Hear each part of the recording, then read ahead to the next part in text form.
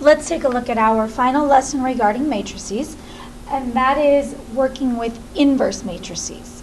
So the first question is what is an inverse matrix? And the answer to that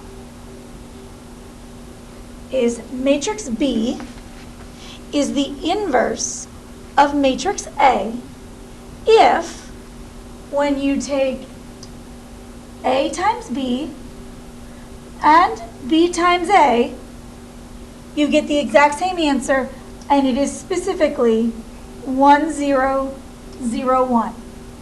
This right here is called the identity matrix. The best way to explain an identity matrix is when we find two numbers that add together to give us zeros, they're inverses of each other. When we find two numbers that multiply together to give us 1, they're inverses of each other. It's the same idea. Inverses cancel each other out. So if matrix B is the inverse of matrix A, then they cancel each other out. Now, notation-wise, if you have two matrices and you know that one of them is the inverse of the other, if the original matrix is A, its inverse, the notation is, we call that A to the power of -1, but it means inverse. So the next question is, now that we know that inverse matrices are something that cancels out another matrix, how do we actually find an inverse matrix? So if our original matrix, A, is A, B, C, D, then our inverse matrix is 1 divided by AD minus BC. This part right here is just a scalar. We've heard that word before. That's just that number that we distribute. Now notice, we took this original matrix and we switched it around a bit. A and D are going to switch places, as you can see over here. B and C don't switch. We add in negatives to both of them, or opposites. So in other words, if one of them was already negative, the opposite would be a positive. Now, this part here, the AD minus BC, it's called the determinant. Okay, that is a vocab word you will hear. One important rule, this determinant can't equal 0. If the determinant comes out to be 0, you don't have an inverse. Okay, and you would simply say no inverse or not possible. So this is what we're focused on today, is if I give you this guy, can you first find this, then find this, and actually do the distributing. So let's take a look at our first example. So we're going to find the inverse of this matrix. Now, if it's helpful, label A, B, C, and D on your matrix.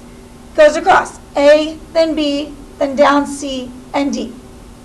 So the first thing we need to find is that determinant. We need to find A, D, minus B, C.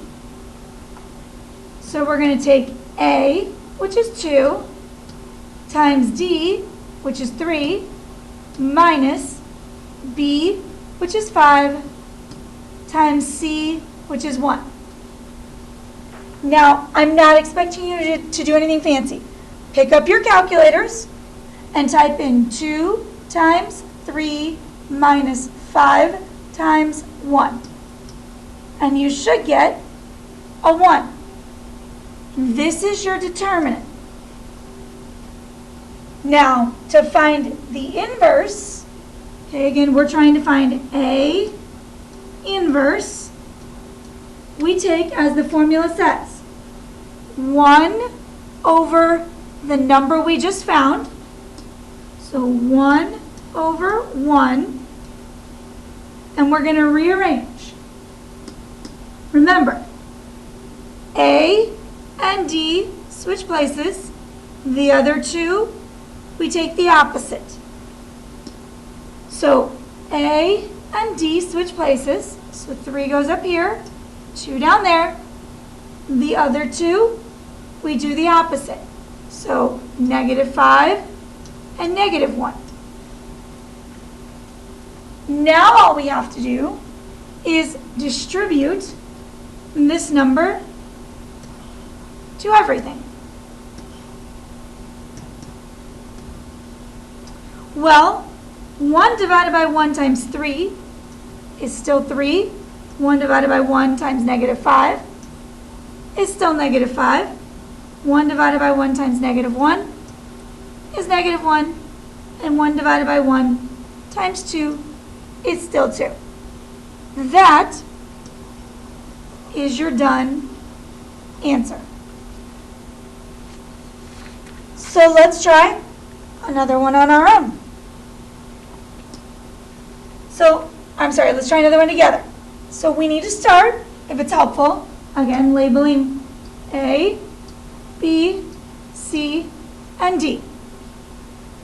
So we need to figure out what AD minus BC is equal to. So 4 times 2 minus 3 times 2. Pick up your calculators. 4 times 2 minus 3 times 2 should give you 2 for your determinant. So now we're going to find the inverse of A. So this goes on the denominator. 1 divided by 2, or 1/2. Now remember, A and D switch places. So 2 is up here, 4 is down there, and B and C, we make them opposites. So -3 and -2. Now we distribute.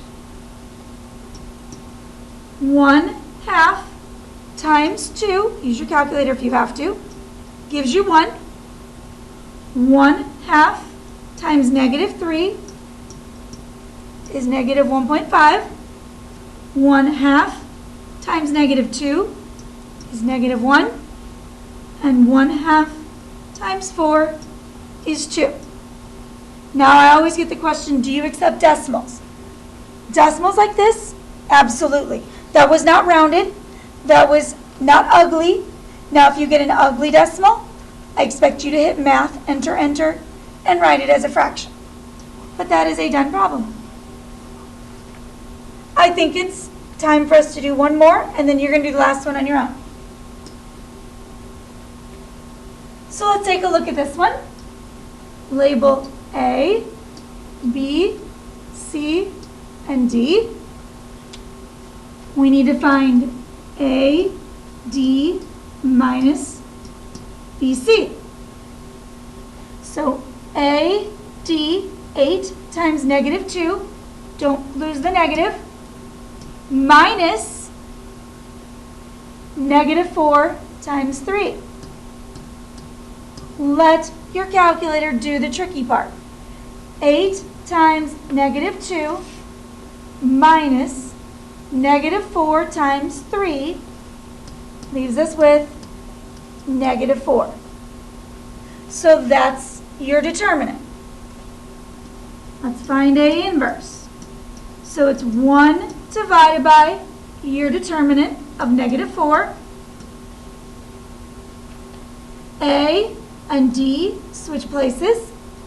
-2 is up here and 8 is down there. We do the opposites of these two. The opposite of -4 is +4. The opposite of 3 is -3.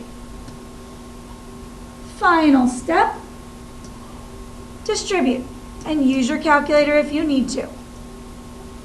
1 divided by -4 times -2.